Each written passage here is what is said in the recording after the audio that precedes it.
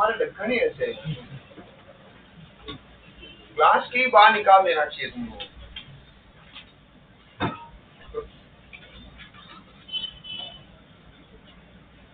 बेटा आपको नहीं लगता है कि धरती माता को भी बुरा लगता होगा, इतने सारे बोझ एक साथ मेरे ऊपर है, इनमें से एक आध को ग्रेविटी का पूरा यूज करके सीधा जमीन में गाड़ देना चाहिए। लग रहा है ना तेरे को? क्लास बैठे मॉड्यूल नहीं ला रहे हम, और सब खत्म एक साथ मत बैठो। नहीं आप तो तुम ऐसा ग्रुप बनाओ कि यार जिसमें मैं खत्म आदमी हूँ तो मेरे साथ एक तो सही आदमी है, वो तो बुक लाएगा। सारे खत्म एक साथ बैठे रहते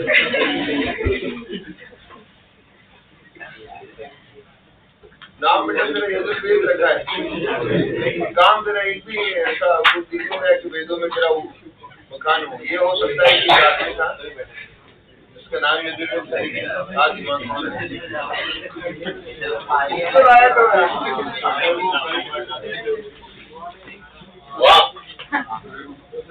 अच्छा, कल को तो तेरी शादी हो जाएगी, भाई के साथ जाना होगा तो फिर उसको वहीं भूल जाना, उसको घुमाने लेके गया था, उसको वहीं भूल क्या इसको घुमाने लेके गया था, फिर उसको वहीं भूल गया।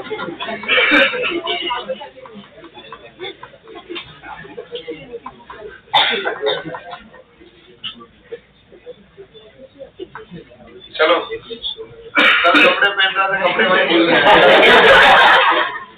यार, तुम लोग क्या है बोलने का, छोड़ो रहे। चलो अब क्या हम एरिया की तरफ से क्वेश्चन को कर पाएंगे? क्या हमारी औकात है जो इसका एरिया निकाल पाए हम? तो फिर कैसे बोला हाँ हम करेंगे? नहीं, हम उन्होंने डायग्राम आपको कंफ्यूज करने के लिए दिया और आप उसका एरिया निकालने जाओ, आपसे नहीं निकलने वाला, कितने भी छोड़ो फोड़ो नहीं निकलने वाला है। यार पाथवे तो मिल गया है, अगर मैं इम्पल्स निकाल दूं तो इम्पल्स इक्वल टू क्या आएगा भाई हमारे पास में एवरेज फोर्स टाइम वर्क को टाइम डिवाइड करके एवरेज फोर्स निकालें। अब इम्पल्स निकालना, क्वेश्चन वापिस से पढ़ा तो फिर क्वेश्चन में दिखा कि आपने h हाइट से ड्रॉप किया था और हिट करके h1 हाइट पे गया है, h हाइट से ड्रॉप किया है तो जब हिट करेगी उस टाइम आपको हाँ हिट करने से पहले की वेलोसिटी मिल जाएगी √2g, और हिट करने के बाद h1 हाइट पे गया तो उसकी वेलोसिटी मिल जाएगी √2g h1।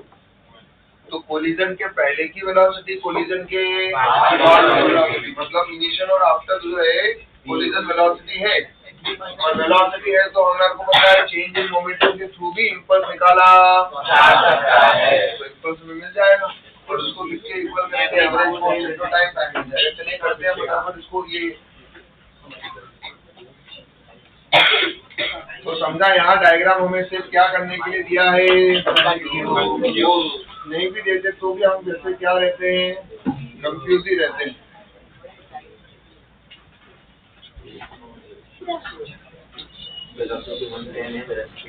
तो u इक्वल टू √2g, ये नीचे आ रहा है तो वेलोसिटी नेगेटिव में लिखो यस, है ना, 2 into g into h, तो माइनस ऑफ 2 into g का वैल्यू रख देता हूँ 10 और h का वैल्यू कितना है 5, पहले वाले का 5, पहले वाले का 5, हाँ दूसरे वाले का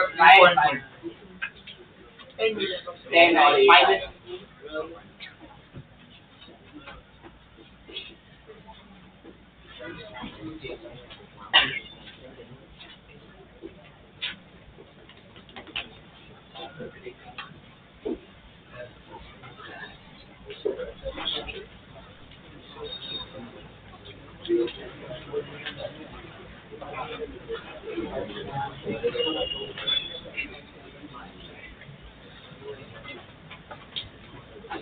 मास कितना 50 ग्राम, केजी में कन्वर्ट करो, 50/1000, velocity 10 minus 8 minus of minus 10 equal to average force into time कितना दिया है 25 मिली सेकेंड, मिली सेकेंड को सेकेंड में कन्वर्ट करना है 10⁻³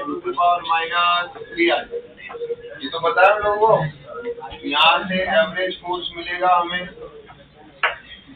50 into 18 upon 1000, या 1000 को 10⁻³ लिख दो, 25 into 10⁻³ -3, ये 36 फोटो ले लो इसका, ग्रुप पर भेज दो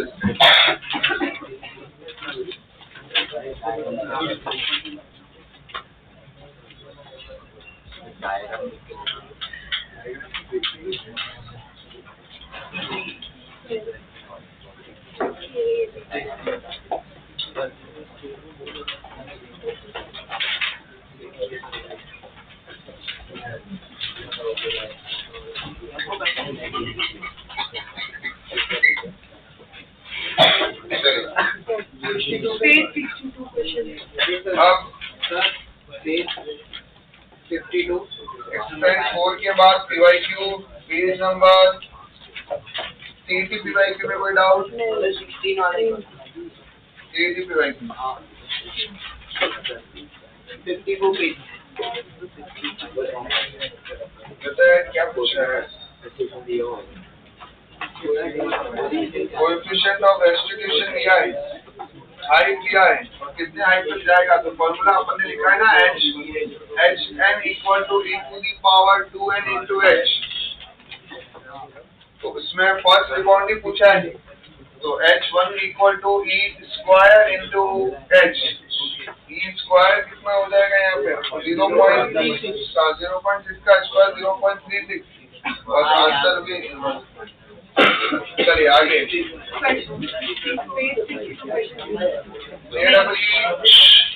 मेंस के पीवाईक्यू में क्वेश्चन नंबर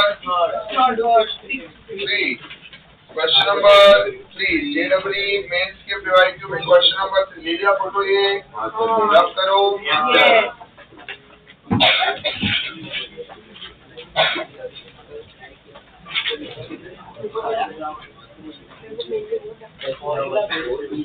चलिए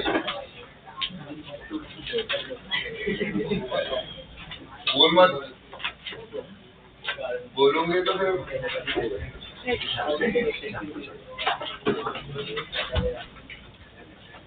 आवाज आती है, कोई तो ये जो बात कर रहा है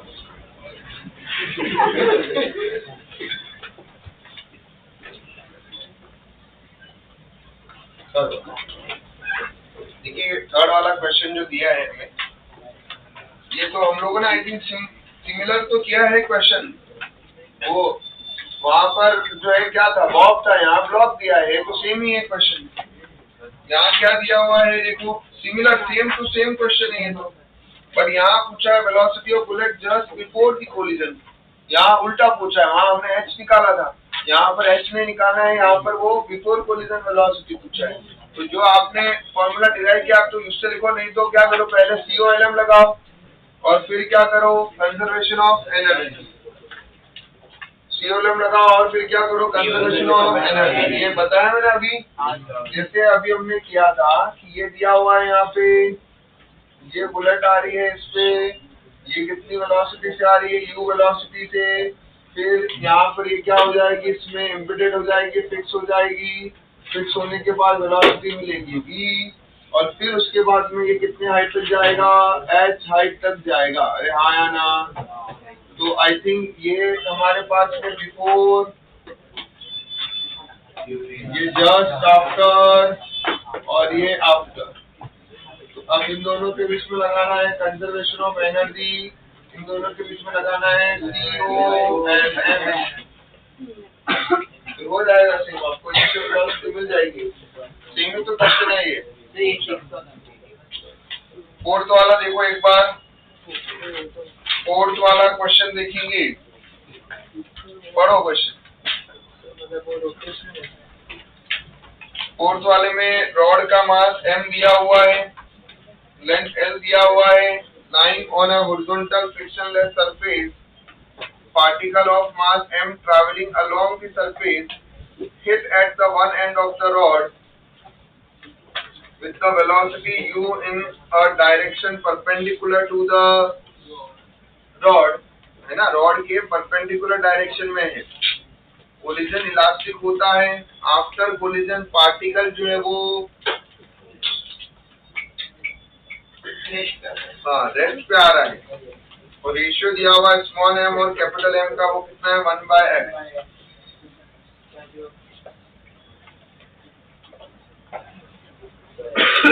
और कोलिजन जो है वो हमारा कंप्लीटली इलास्टिक कोलिजन है, कौन सा है, और ये कितनी वेलोसिटी से आ रहा है, u वेलोसिटी से आ रहा है और परपेंडिकुलर टू द रॉड जो है हिट कर रहा है। इसमें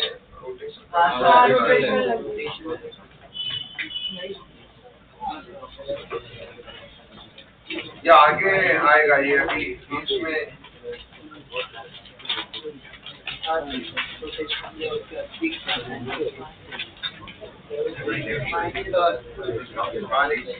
रोटेशनल काइनेटिक एनर्जी 52 का 52 पेज नंबर। पहले इसको तो डील कर लो।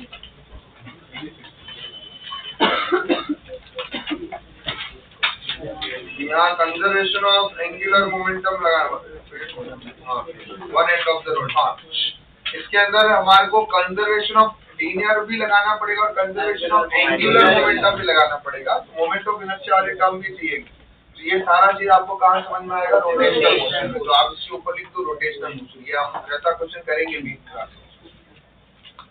तो फोर्थ वाला जो है किसका क्वेश्चन है, हमारे रोटेशनल का क्वेश्चन है। हाँ, अभी बोल क्या है 52 पेज पे क्वेश्चन नंबर 5।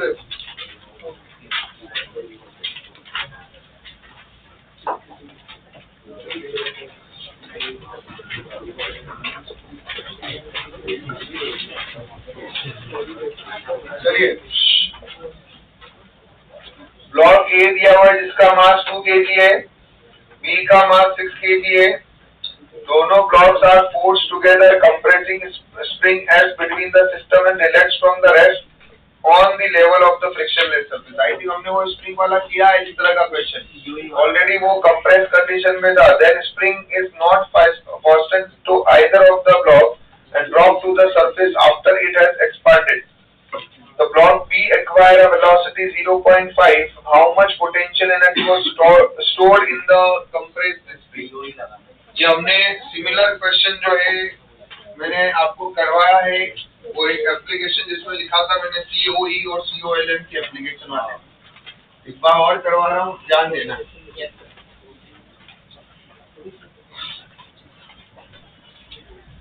नोट्स पढ़ते जाओ, नोट्स रिवाइज करते जाओ।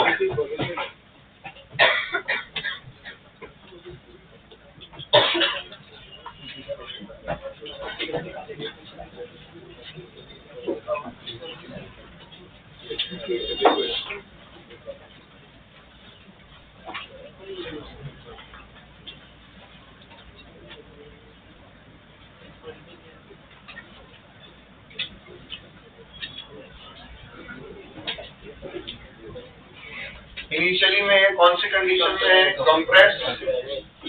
तो इनिशियल में कौन सी एनर्जी होगी, इसमें initial energy equal to final energy. Initial में कौन सी एनर्जी है, कंप्रेस तो स्प्रिंग की पोटेंशियल एनर्जी है जो हमें निकालनी है एक्चुअली में। और फाइनल में इसको भी वेलोसिटी मिलेगी v1 और इसको भी वेलोसिटी मिलेगी v2। तो that is half m1 v1 square plus half m2 v2 square. अब इसमें जो भी फोर्सेस लग रहे होंगे, स्प्रिंग जो भी फोर्सेस दे रही है सिस्टम को, वो कौन से फोर्स है, इंटरनल फोर्स। कौन से फोर्स है, तो कोई एक्सटर्नल फोर्स नहीं लग रहा है। तो जब कोई एक्सटर्नल फोर्स नहीं लग रहा है तो इसका मतलब सेंटर ऑफ मास की पोजीशन में कोई चेंज होने वाला नहीं। सेंटर ऑफ मास की वेलोसिटी भी क्या इनिशियल में क्या सेंटर ऑफ मास रेस्ट पे था, यस। तो फाइनल में भी सेंटर ऑफ मास किस में रहेगा, रेस्ट पे ही रहेगा। तो हम यहाँ से साफ बोल सकते हैं कि वी सी, और चाहे तो हम कंजर्वेशन ऑफ लीनियर मोमेंटम से भी जा सकते हैं। तो कंजर्वेशन ऑफ लीनियर मोमेंटम क्या बोल रहा है, कब लगता है कंजर्वेशन ऑफ लीनियर मोमेंटम, जब एक्सटर्नल फोर्स है 0 और यहाँ जो भी फोर्स लग रहे हैं वो कौन से, ठीक है। तो that is equal to initial momentum equal to final. Initially में दोनों ही ब्लॉक रेस्ट पे थे, फाइनल में वेलोसिटी मिलती है m1 v1 equal to m2 v2। यहाँ से मिलता है m2 v2 is equal to negative of m1 v1। Mass दिया है, दोनों ब्लॉक का मास दिया है क्या, कितना है दोनों का, तो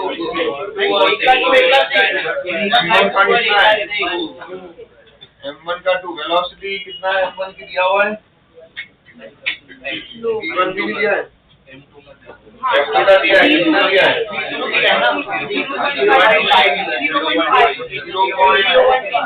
0.5 बरोबर। और ये V1 हमारे को यहाँ से मिल जाएगा, that is equal to कितना आया, 3/2 मतलब 1.5 बरोबर। अब तेरे पास V1 भी है, V2 भी है, तुझे निकालना क्या है, इलास्टिक पोटेंशियल एनर्जी निकालना है कि कंप्रेशन निकालना है, मतलब हाफ kx² निकालना है। तो हाफ इंटू m1 का वैल्यू 2 है और ये आ जाएगा 1.5 का स्क्वायर प्लस 1/2 इंटू 6 इंटू 0.5 का स्क्वायर। यहाँ से ये इलास्टिक पोटेंशियल एनर्जी मिला हमें,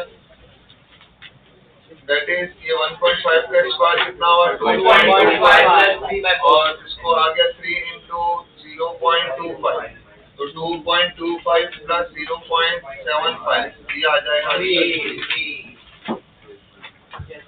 ठीक है, तो ये हमने कौन सा क्वेश्चन किया है, एनवीटी का क्वेश्चन नंबर 5। चलिए ये डबली मेंस के पीवाईक्यू का question number 15।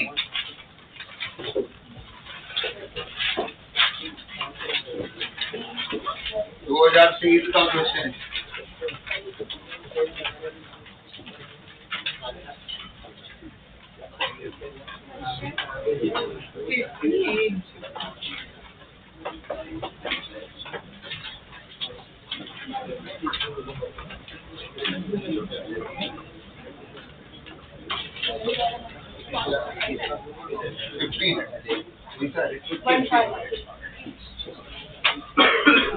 A body is dropped from height h after hitting rebound to h1. Velocity just and before and after the collision, उसका रेशियो दिया हुआ है 4. Percentage loss in kinetic energy of the body is.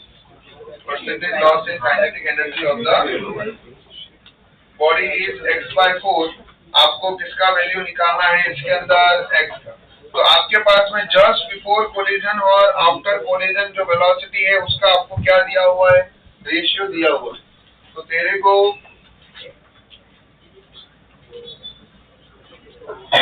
Minus just before collision क्या है velocity u, after collision velocity क्या है v, इसका ratio कितना दिया हुआ है 4। सही लिख रहा हूँ मैं यहाँ पे। अभी आपको percentage loss in kinetic energy निकालना है, percentage loss in kinetic energy of body निकालना है।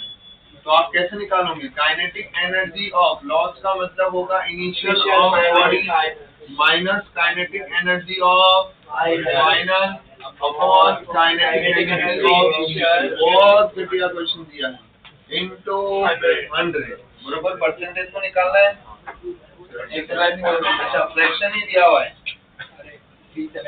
इनटू 100 परसेंटेज लॉस बोला है ना, तो जो भी आंसर आएगा वो देखें। क्लियर। अब यहाँ पे इनिशियल में क्या आएगा, half m into u square minus half m into B square upon half m into u square into 100। आप इसको सेपरेट करो, ये तो आ जाएगा 1, हाफ m से हाफ कैंसल, तो बी स्क्वायर बाय यू का स्क्वायर इंटू 100। इसको सॉल्व किया, v बाय यू को क्या लिखेंगे 1/4, u बाय v 4 है तो v बाय यू क्या हो गया 1/4 का स्क्वायर इंटू 100। आंसर आएगा 15/16 इंटू 100। हाँ या ना। अब आपको आंसर किसकी टर्म में चाहिए 4, इसको कैंसिल आउट किया तो कितना आएगा यहाँ पे,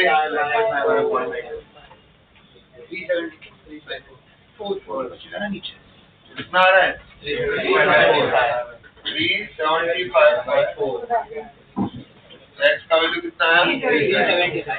क्या क्वेश्चन इजी था, एकदम इजी था। JW mains 2023।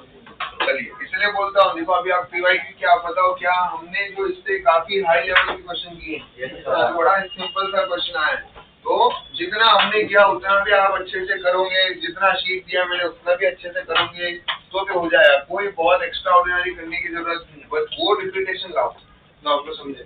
चलो और कोई मॉड्यूल में किसी को कोई डाउट है, और डन मॉड्यूल के डाउट। हाँ सर ये आ गया।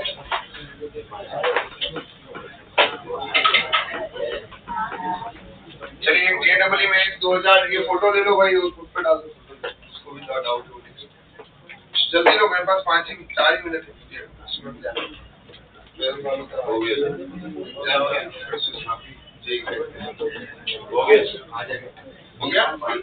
चलिए।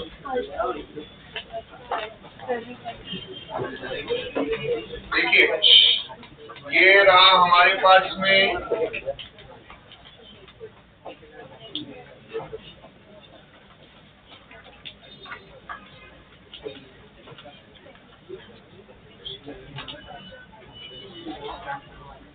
अब यहाँ दिमाग लगाओ, आपको सेंटर ऑफ मास का एक्स और वाई कोऑर्डिनेट निकालना है। सेंटर ऑफ मास का एक्स और वाई कोऑर्डिनेट निकालना है, तो मैं आपको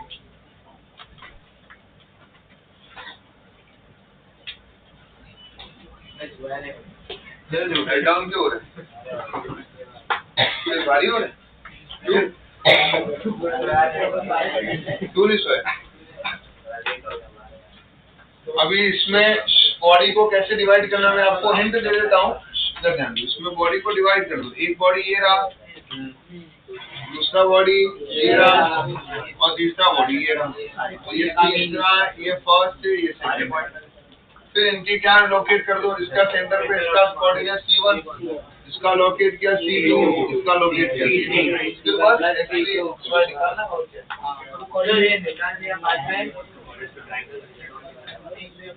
अभी कुछ कोऑर्डिनेट निकाल दिया, फिर तो क्या हमने वो XCM निकालना है, M1 X1 plus M2 X2। मास भी इनका निकालो, एरिया के टर्म में आएगा। मास प्लेट है तो इसका एरिया, अब यहाँ पे आपको डायमेंशन दिया हुआ, ये 1 से ये 1 है, ये 1 2 है, तो ये कितना हो गया 1 मीटर का लेंथ। तो यहाँ सेंटर ऑफ मास का आएगा 0.5, यहाँ से 0.5, तो यहाँ से यहाँ तक क्या ये डायमेंशन इधर दिया हुआ है, ये डायमेंशन कितना है इधर 1 1, ये 1,1 है ना, यहाँ से यहाँ तक क्या है 1 मीटर, और ऊपर भी कितना आया 0.5। ऐसे निकालो, y डायमेंशन आया 1.5, x का डायमेंशन आया 0.5, ऐसे इसका निकालोगे तो कितना आएगा, यहाँ से यहाँ तक ये 3 है, तो 3 का हाफ कितना हो गया 1.5, ये 1 का हाफ हो गया 0.5। ऐसे इसका कोऑर्डिनेट निकालो।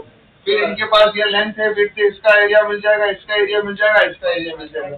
सबका मास डेंसिटी सेम ही है क्योंकि सेम मटेरियल है, तो बस फॉर्मूला लगा हो जाएगा। वैसे भी कर सकते हैं ना, वो ऊपर का लाइन है उसको समझो ऐसा, वैसे भी कर सकते हैं अगर इसको पूरे को एक सिस्टम बना लो और इसमें से इसको सब्सट्रैक्ट। ठीक है, क्लियर हुआ कि नहीं हुआ? अरे समझा कि नहीं समझा, यस और नो? ठीक है, चलो अगले लेक्चर में will start with the new chapter. ठीक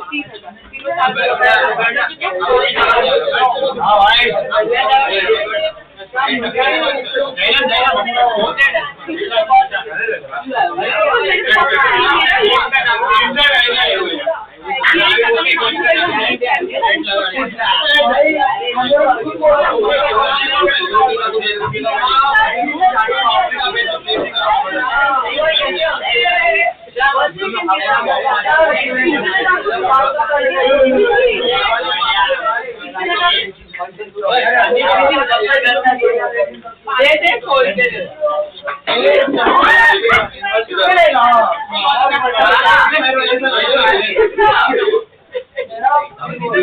मैं तो उल्लू के ना 1 मिनट हमारे सामने बोला था ना वही काट में चलता है